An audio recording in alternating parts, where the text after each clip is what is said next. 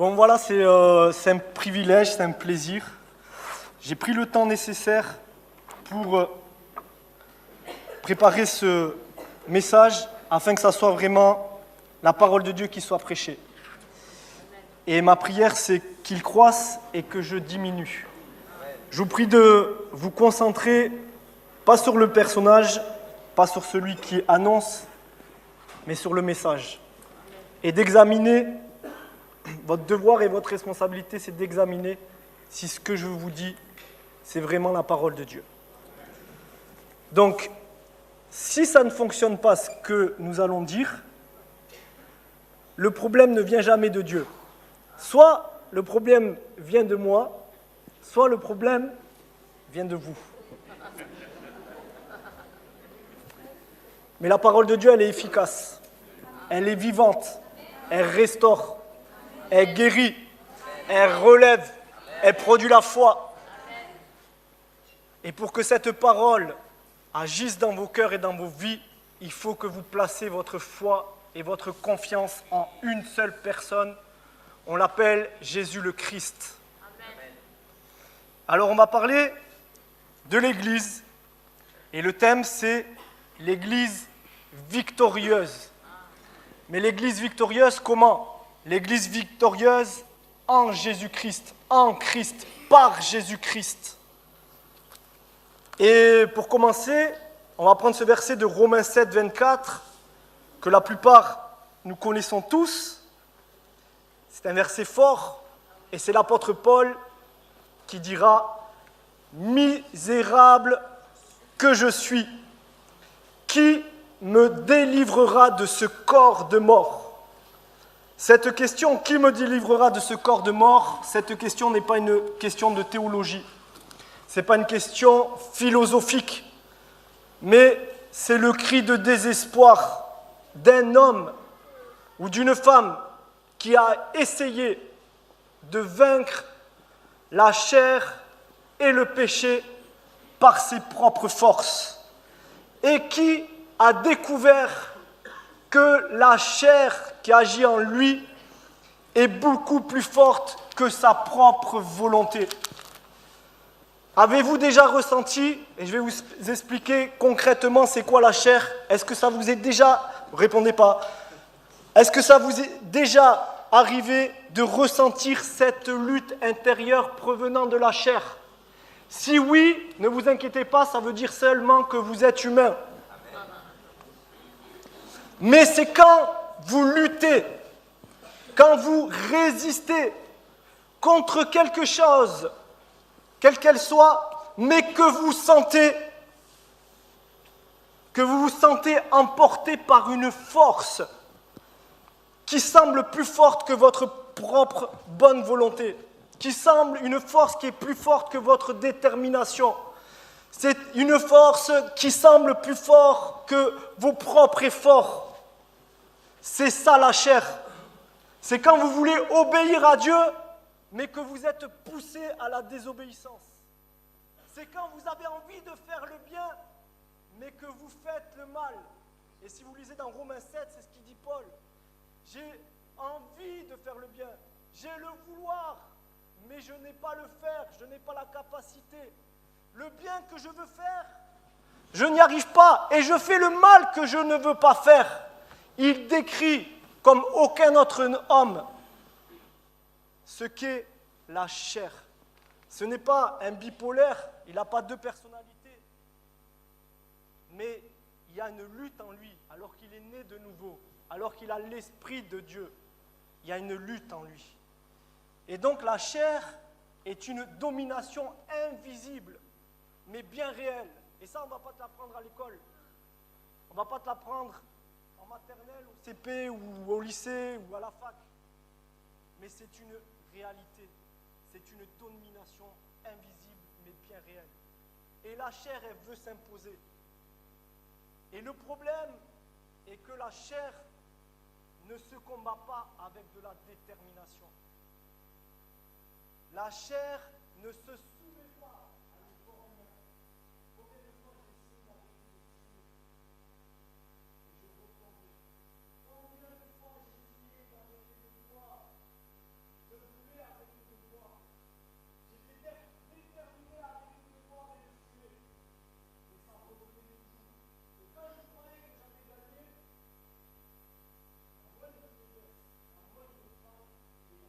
refaisait surface et reprenait le contrôle sur ma vie. Et j'ai fait la même constatation que Paul, misérable que je suis. Qui me délivrera de ce corps de mort? Qui me délivrera de cette puissance, de cette domination invisible intérieure qu'est la chair? C'est pourquoi tant échouent. Parce qu'ils essaient de vaincre la chair par leur propre force. Mais cela, ça ne marche pas. La chair peut résister à ta discipline. La chair peut résister à ta bonne volonté. La chair résiste aux efforts humains. Mais il y a une chose à laquelle la chair ne peut pas résister, c'est la croix de Christ. La chair ne peut pas supporter la croix. La seule solution au problème de la chair est la croix de Jésus-Christ. Car la chair se rend uniquement et seulement à la croix. Vous ne pouvez pas changer votre chair. Vous ne pouvez pas améliorer votre chair. La chair ne se convertit pas. Quand vous naissez de nouveau, c'est dans l'esprit, ce n'est pas dans votre chair. La chair est irrécupérable. C'est pourquoi elle n'est bonne qu'à être crucifiée et mise à mort. Et voici le point que beaucoup ne comprennent pas. C'est que cette mise à mort de la chair n'est pas quelque chose que vous faites vous-même. Mais c'est quelque chose que Jésus-Christ a déjà fait à la croix. Et nous pouvons le lire dans Romains 6, au verset 6. Sachant que notre vieil homme a été crucifié avec lui, donc Jésus, afin que le corps du péché, donc la chair, soit réduit à l'impuissance pour que nous ne soyons plus esclaves du péché. Donc l'expression du vieil homme, ça parle pas de notre corps physique, mais ça parle de notre nature pécheresse. Ça parle de notre nature innée à faire le mal. Et c'est le vieil homme qui nous pousse à pécher. C'est le vieil homme qui nous pousse à pratiquer les œuvres de la chair, telles que la débauche, l'ivrognerie, les excès de table, les querelles, les jalousies, tout ça. C'est à travers le vieil homme que la chair manifeste ses œuvres. Et ton vieil homme qui te pousse à pécher a été crucifié à la croix avec Jésus-Christ. Et quand Jésus a crucifié notre vieil homme sur la croix, il l'a fait pour nous libérer de l'esclavage du péché. Donc par le sang de Jésus, on obtient le pardon de nos péchés. Et gloire à Dieu, et c'est bien. Mais si à chaque fois je replonge, je redemande pardon, je pêche, le sang de Jésus me lave, je replonge, je redemande pardon, il me relave. Vous comprenez? Donc à un moment, le sang de Jésus, par le sang de Jésus, tu obtiens le pardon de tes péchés. Mais c'est par la croix de Jésus que tu obtiens la délivrance du péché qui agit en toi, dans tes membres. Et sans cette application de la croix dans ta vie, tu ne seras jamais libéré de l'emprise et de la domination de la chair. C'est pourquoi Jésus, il n'est pas venu améliorer le vieil homme, mais il est venu pour le crucifier.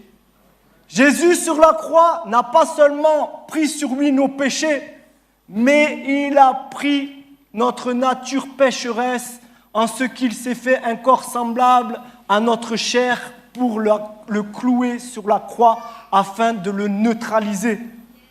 Car la croix n'est pas un instrument d'amélioration.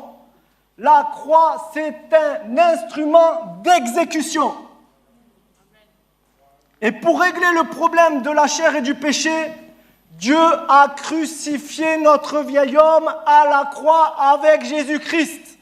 Et si Dieu a mis notre vieil homme sur la croix avec Jésus-Christ, nous devons le laisser là où Dieu l'a placé. Et en crucifiant notre vieil homme, Jésus a brisé le pouvoir de la chair et du péché dans nos vies. Et si vous voulez vaincre la chair, si vous voulez vaincre le péché, vous devez comprendre que votre libération réside dans la connaissance que en Christ, vous êtes morts au péché. Romains 6, 11, ainsi vous-même, regardez-vous, considérez-vous comme morts au péché et comme vivants pour Dieu en Jésus-Christ. Car il n'y a pas de résurrection sans crucifixion. Les gens veulent une vie nouvelle. Les gens veulent les bénédictions. Ils veulent vivre la résurrection de Christ sans passer par la croix. Ça ne fonctionne pas. Il n'y aura pas de vie nouvelle si tu refuses de mourir à ton ancienne vie. C'est pas possible. Il faut passer par la crucifixion. Il faut passer par la croix si tu veux ressusciter, vivre la vie nouvelle en Christ par l'Esprit.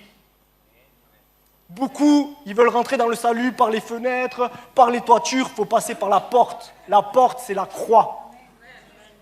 Et dans le royaume de Dieu, il n'y aura pas de clandestins, des faux papiers, ça ne marche pas. Il faut passer par la porte principale, c'est Jésus-Christ et son œuvre accomplie à la croix. Donc si tu es en Christ, Dieu ne te voit plus comme un pauvre petit pécheur qui essaye de lutter pour vaincre. Est-ce que tu me suis? Si tu es en Christ, Dieu ne te voit plus comme un pauvre petit pécheur sans force qui essaye de lutter, de vaincre et qui n'y arrive pas. Si tu es en Christ, Dieu voit un homme et une femme qui a déjà été libéré par Jésus-Christ. Mais le problème, c'est toi. Comment te vois-tu? Est-ce que tu te vois encore PPP, pauvre petit pécheur? Est-ce que tu te vois encore esclave du péché, dominé par la chair? Ou est-ce que tu te vois libre en Christ? Est-ce que tu te vois crucifié avec Christ? Est-ce que tu vois... Moi, souvent, on me dit, mais tu as vraiment changé, Daniel. Il y a des gens qui m'ont dit, mais c'est incroyable. Je dis, mais c'est normal. Ce n'est plus moi qui vis, c'est Christ qui vit en moi. J'ai le même corps, mais l'ancien Daniel débauché, il est mort. Et ce n'est pas moi qui l'ai tué, c'est Jésus-Christ qui l'a tué. Et le jour où je me suis identifié à Jésus, comme lui il s'est identifié à moi sur la croix, en prenant mon péché, je me suis identifié à lui. Et c'est là que j'ai compris que je me suis regardé comme mort au péché. Et alors qu'avant je luttais, résistais, je me battais contre ma chair et contre le péché, quand j'ai compris que j'étais mort en Christ et que j'étais vivant pour Dieu en Christ, sans lutter, sans forcément résister, petit à petit, la victoire de Jésus a été comme téléchargée par l'Esprit. Et avec le temps, je dis, je fume plus, je bois plus, je couche plus. Et qu'est-ce que c'est ça? C'est la puissance de la croix qui t'amène dans la puissance de la résurrection. Mon ancien moi est mort. Vive Christ en moi. Tu me suis ou pas? Mais si tu te vois esclave, si tu ne te considères pas comme mort et que tu te vois encore esclave du péché, tu seras dominé par ta chair. Et la bonne pensée, le bon regard que tu dois avoir sur toi-même si tu es en Christ, tu dois te regarder déjà libéré par Jésus. Et alors, si tu te regardes et que tu te considères comme Dieu te voit, petit à petit, peu à peu, la chair et le péché perdront le pouvoir qu'ils semblaient avoir sur toi. Donc ta délivrance ne consiste pas dans une lutte interminable pour essayer de devenir une meilleure personne. Mais ta délivrance vient d'une prise de conscience que ton ancienne vie vécue dans le péché, elle est terminée. Et donc, si tu luttes encore, si tu es encore dominé par ta chair, c'est peut-être parce que tu n'as pas encore bien compris ce qui s'est réellement passé à la croix. Et l'une des plus grandes erreurs que nous pouvons faire, c'est d'essayer de vaincre la chair par nos propres forces. C'est pourquoi beaucoup sont fatigués, beaucoup sont épuisés, beaucoup échouent dans cette lutte parce qu'ils tentent de s'en sortir par eux-mêmes. Ils tentent de vaincre la chair par leur propre force, au lieu de s'appuyer sur la victoire déjà acquise de Jésus-Christ. Car la victoire sur la chair, elle ne vient pas des efforts humains, mais elle vient de l'œuvre accomplie de Jésus-Christ à la croix. C'est ça la vraie délivrance. Donc arrêtons d'essayer de vaincre la chair et le péché par nos propres forces, car nous n'y arriverons pas.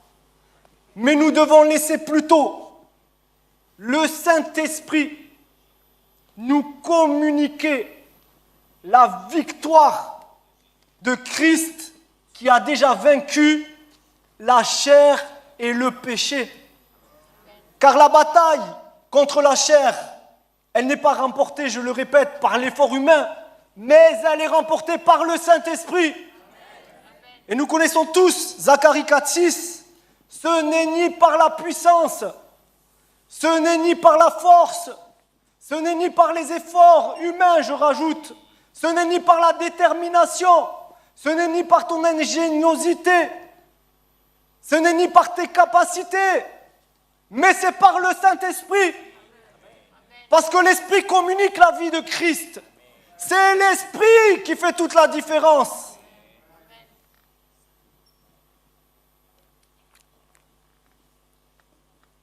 C'est le Saint-Esprit qui applique la croix de Jésus dans nos cœurs et dans nos vies et qui ainsi nous rend capables, par sa puissance et son assistance, de crucifier la chair avec ses désirs et ses passions.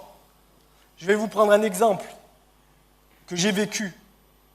La chair, on ne parle pas des organes. Le mot chair, en grec, si je ne me trompe pas, parce que Laurent il est bon en grec, c'est le mot sarx. Sarx, S-A-R-X. Ça veut dire sens. Donc crucifier la chair, ce n'est pas mettre à mort nos organes, mais c'est priver le sens. Le priver. Et je vais vous expliquer. J'avais du goût pour l'alcool. J'ai crucifié ma chair avec l'aide de l'esprit. Je n'ai pas coupé ma langue, sinon je ne pourrais pas vous parler. Mais j'ai privé mon sens, le goût, je l'ai privé du goût de l'alcool. Je lui dis, Coco, c'est fini, tu es mort en Christ, tu es crucifié à la croix, et ceux qui sont en Jésus-Christ ont crucifié la chair avec ses désirs et ses passions. Donc, ma chérie, ma très chère chair, je vais te crucifier. Tu n'auras plus le plaisir de goûter à l'alcool. Et aujourd'hui, je suis libéré de l'alcool.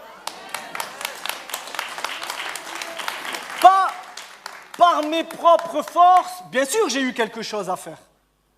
Mais j'ai compris que j'étais mort en Christ.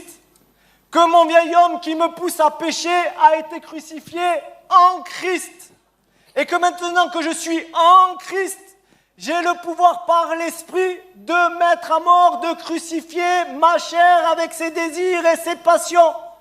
Donc celui qui a produit cette œuvre en moi, c'est Jésus-Christ par son Esprit.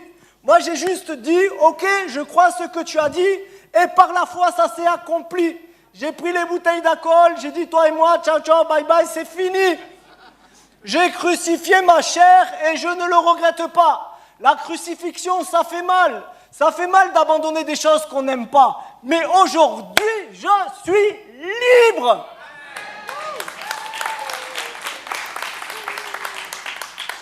Donc c'est le Saint-Esprit. Écoute bien, c'est le Saint-Esprit qui nous donne d'avoir une vie chrétienne, une vie spirituelle, pratique et victorieuse. Sans le Saint-Esprit, la vie chrétienne, je le dis haut et fort, sans l'Esprit de Dieu, sans l'Esprit de Jésus, la vie chrétienne n'est qu'une comédie, et une comédie remplie d'hypocrisie. C'est de l'hypocrisie. Moi, je ne pourrais pas aller à l'église, parler de Jésus, sans avoir vécu Jésus. Je préfère rester chez moi, continuer à vaquer à mes affaires. C'est de l'hypocrisie. Je ne comprends pas ça. Donc il faut choisissons de marcher selon l'Esprit. Et la Bible nous dit, Galates 5,16, marchez selon l'Esprit et vous n'accomplirez pas les désirs de la chair. Donc si tu décides, et ce choix doit être une décision quotidienne, vous allez voir que vous allez être éprouvé, vous allez être tenté, mais le choix de choisir entre vivre selon l'Esprit ou selon la chair nous revient.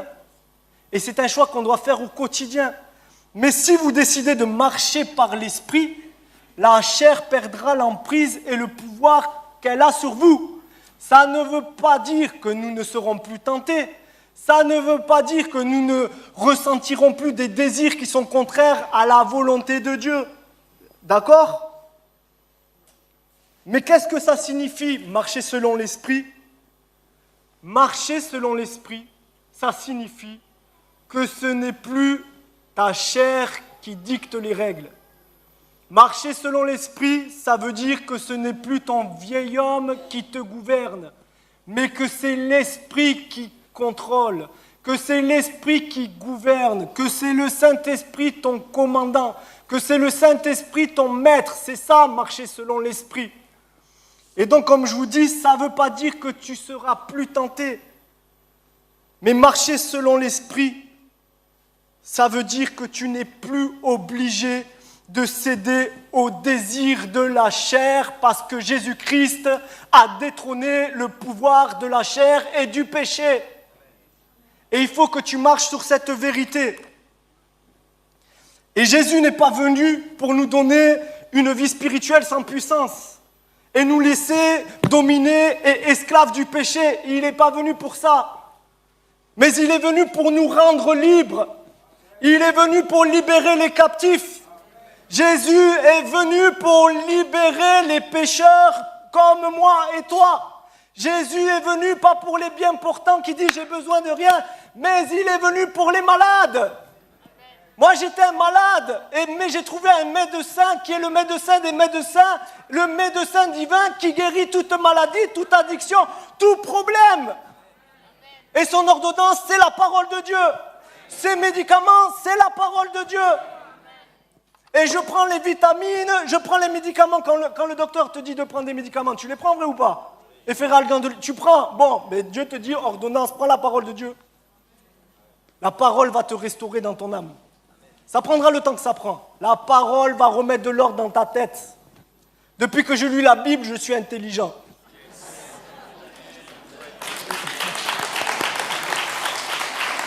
J'étais tellement bête, mais vraiment, mais aujourd'hui je suis intelligent. Dieu m'a donné la sagesse à travers sa parole, à travers l'esprit d'intelligence, l'esprit de sagesse. Donc, l'Église, elle n'a pas peur des gens faibles. L'Église, elle doit craindre, c'est les rebelles. Je répète, pourquoi si tu n'as pas entendu. L'Église ne doit pas craindre les gens qui sont faibles, mais l'Église doit craindre ceux qui sont rebelles, ceux qui refusent de se soumettre. Moi, quand je suis arrivé à l'église, là, je sortais, je fumais des joints. Si les gens m'ont regardé, ils m'ont dit, je sais que, voilà, ils m'ont vu, personne ne venait me voir, c'est pas grave. Mais Jésus m'a calculé. Jésus il a dit, oula, lui il a du travail.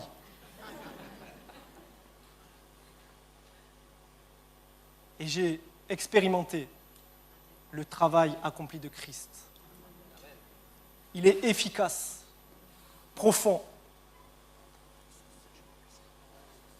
incroyable, merveilleux.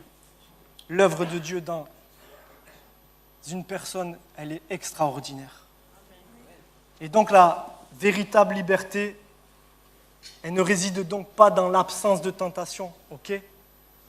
Mais la véritable liberté réside dans la connaissance de la vérité. On connaît tous Jean 8, 32. Vous connaîtrez la vérité et la vérité vous affranchira. La vérité vous rendra libre. Donc si tu crois en la vérité de Jésus-Christ, si tu crois en la personne et l'œuvre de Christ, c'est là que tu pourras expérimenter et vivre ce qu'est être réellement libre. Jean 8, 36, si donc le Fils, donc Jésus, vous affranchit, vous serez réellement libre. Tu ne seras pas libre à 10%, tu ne seras pas libre à 99%, tu seras réellement libre. Donc vous n'avez plus besoin de vivre comme un esclave. Pourquoi ? Parce que désormais, vous êtes libre si vous êtes en Jésus-Christ. Vous devez le croire et vivre selon cette vérité. Donc il faut bien que vous compreniez, il faut bien comprendre ceci. La victoire n'est pas une question de force, mais de vérité. Et souvent, le combat se trouve entre le mensonge et la vérité. Mais quelqu'un qui est rempli de la vérité, quelqu'un qui est rempli de la parole de Dieu, quelqu'un qui vit avec l'esprit de vérité, il te conduira dans toute la vérité. Et tu ne te feras pas avoir par les mensonges de l'ennemi. Tu ne te feras pas avoir quand tu auras des pensées qui te diront que tu es un moins que rien. Quand tu auras des pensées qui te diront que tu es un pauvre petit pécheur incapable de t'en sortir. Quand tu regardes à toi-même, si tu regardes à toi-même, qu'est-ce qui va se passer ? Ou tu vas regarder à tes faiblesses et tu vas être découragé, ou tu vas regarder à tes capacités et tu vas t'enorgueillir. Et l'ennemi, lui, ce qu'il veut, c'est que tu regardes à toi-même. Parce qu'il sait que quand tes yeux sont sur toi-même, ils ne sont pas sur Jésus. Et je ne sais pas si vous avez déjà lu, la plupart, je le pense, le voyage du pèlerin. Quand le gars, il est en train de marcher, il chemine, il a un lourd sac à dos, c'est son fardeau. Et à un moment dans le livre, on voit qu'il marche et il arrive devant une croix. Et quand il regarde cette croix, son fardeau tombe sans effort. De la même manière, si tu regardes à ce qu'on a dit, à ce que Jésus-Christ a accompli pour toi, sans effort, par la foi, les fardeaux de ta vie tomberont. Mais il faut que tu arrêtes de regarder à toi et que tu regardes à lui. Mais l'ennemi, lui, il veut que tu regardes à toi-même. Comme ça, quand tu regardes à toi-même, tes yeux ne sont pas fixés sur Christ. Et ainsi, il te garde esclave, dominé par la chair et le péché. Donc si vous êtes tombé, si quelqu'un est tombé, cela ne veut pas dire que tu es redevenu esclave. Si tu es tombé, cela ne signifie pas que tu as tout perdu. Pourquoi je dis ça ? Parce que la croix de Christ ne perd pas son pouvoir lorsque nous tombons. Parce que la victoire de Christ n'est pas annulée par nos péchés et par nos erreurs. Parce que la grâce de Dieu, elle ne disparaît pas lorsque nous échouons. Mais quelqu'un qui est en Christ, ça peut lui arriver de tomber. Mais quelqu'un qui est en Christ, il ne supporte pas la défaite. S'il tombe, il se relève. S'il échoue, il n'abandonne pas la foi. Et donc, si tu es tombé, ta responsabilité, ce n'est pas de te condamner, ce n'est pas de culpabiliser, mais c'est de te relever. Souviens-toi de la vérité. En Christ, tu es un homme, une femme affranchie. Tu es libre. Souviens-toi de la vérité. Et si tu as commis une erreur, si tu as péché, confesse, avoue ton péché, abandonne-le et Dieu te rétablira. Donc le combat ne consiste pas à essayer de gagner, mais le combat consiste à nous rappeler que la victoire a déjà été remportée. Jésus-Christ a déjà gagné. Jésus-Christ a déjà vaincu. Jésus le Christ a déjà triomphé.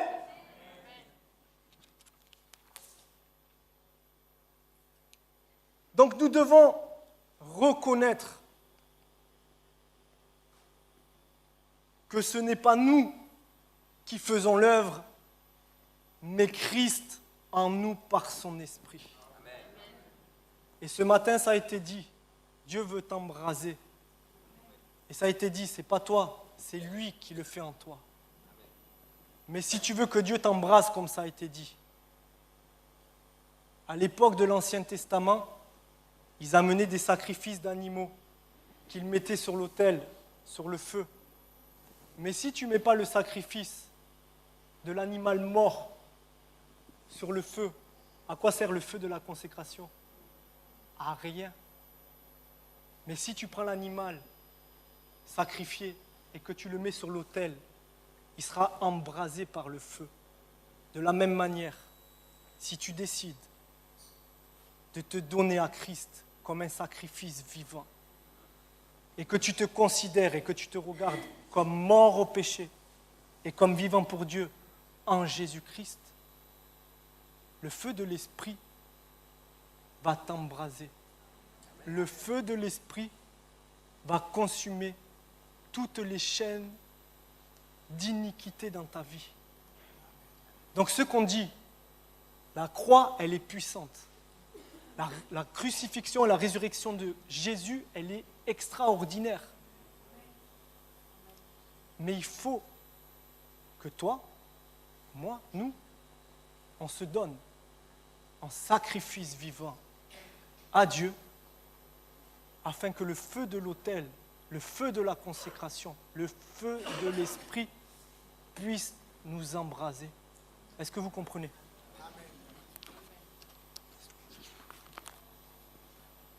Donc pour finir, on va conclure. Jésus a déjà fait le travail. Et il n'a pas fait à moitié. Alors ce qu'il te faut, c'est que tu dois te reposer totalement sur la victoire de Christ. Tu dois te reposer totalement sur la personne de Jésus et sur son œuvre accomplie. Et c'est là la clé et le secret d'une église victorieuse. C'est là, c'est d'être en Christ, de demeurer en Christ, de dépendre de Christ, afin de vivre Christ. Et j'aimerais qu'on prenne ce verset, Galates 2:20, où Paul dit « J'ai été crucifié avec Christ. Et si je vis, ce n'est plus moi qui vis, mais c'est Christ qui vit en moi. Si je vis maintenant dans la chair, ici à ne pas confondre, c'est dans mon corps humain, si je vis encore dans ce corps humain, je vis dans la foi au Fils de Dieu qui m'a aimé et qui s'est livré lui-même pour moi. J'ai été crucifié avec Christ. Ce n'est pas un but à atteindre, mais c'est un fait accompli. Et l'Église victorieuse, c'est l'Église qui vit Christ. C'est l'Église qui vit dans la foi au Fils de Dieu qui est Jésus-Christ. Donc ce qui manque, ce n'est pas que Dieu fasse quelque chose de plus. Il a déjà tout accompli. Mais ce qui manque, c'est que tu crois enfin en ce qu'il a déjà fait et déjà accompli en la personne et l'œuvre de Jésus-Christ. Donc Jésus est le seul sauveur. Jésus est le seul libérateur.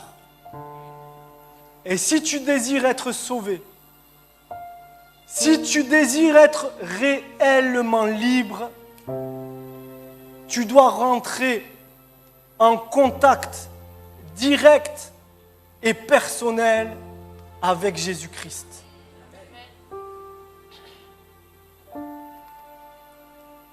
J'aimerais qu'on ferme les yeux. Et si tu as compris ce qui a été dit, et si je t'appelle à prendre position ce matin, et je te pose cette question, qu'est-ce que tu choisis? Est-ce que tu choisis de vivre selon l'esprit ou de vivre selon la chair? Est-ce que tu choisis l'amour de Dieu ce matin ou l'amour des plaisirs de ce monde? Est-ce que tu choisis la sainteté ou est-ce que tu choisis le plaisir du péché? Est-ce que tu veux choisir Jésus ou Satan? Est-ce que tu veux le ciel ou l'enfer? Est-ce que tu choisis la lumière ou les ténèbres? Est-ce que tu choisis la vie ou la mort? Et je t'encourage, et la Bible, Dieu à travers sa parole, nous encourage à choisir la vie. Et la vie, c'est Jésus, c'est la vie éternelle, c'est la vie nouvelle. Et je t'invite ce matin à venir te lever devant. Tu vas venir, si c'est ton désir, vraiment, dans ton cœur. Ne te lève pas parce que des gens se lèvent, ça ne marchera pas. Mais si tu désires t'approcher de Jésus, si tu désires que Jésus te libère, que Jésus te pardonne, que Jésus te sauve, viens devant. Mais réfléchis, viens pas sur un coup de tête. Tu viens devant, tu te positionnes physiquement, tu te lèves peut-être physiquement, mais au-delà de se lever physiquement, ce que je veux, c'est que tu te lèves spirituellement. Que tu prennes position. Afin que la croix de Jésus soit appliquée dans ta vie par l'Esprit, afin que tu ne sois plus esclave du péché. Si tu veux te livrer à Dieu ce matin comme un sacrifice vivant et t'offrir à lui afin que son feu t'embrase. Viens devant. Nous allons prier pour toi. Tu vas prier toi-même pour toi. Et nous allons prier pour toi. Si tu en as marre d'être dominé par la chair, si tu en as marre d'être esclave du péché, approche-toi de Jésus. Il est le seul libérateur. N'aie pas peur. Il te sera fait selon ta foi.